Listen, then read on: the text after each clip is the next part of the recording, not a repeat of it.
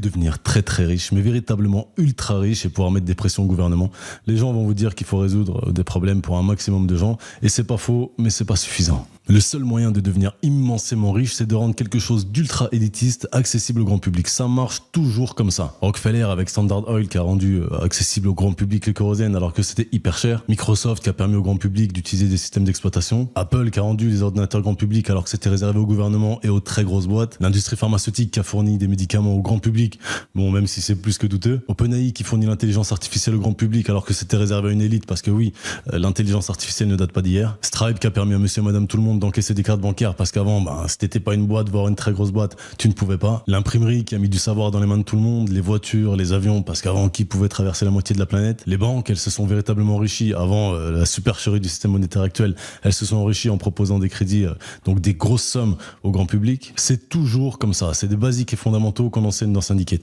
Vous n'avez pas d'idée, on en donne plus de 200 dans Syndicate. On applique ce que je viens de vous dire. On rend accessible au plus grand nombre du savoir dans Syndicate et ne me dites pas que Google l'a fait avant. Parce que si vous ne faites pas la distinction entre l'information et le savoir, alors vous feriez mieux de rejoindre Syndicate. Le lien est dans ma bio.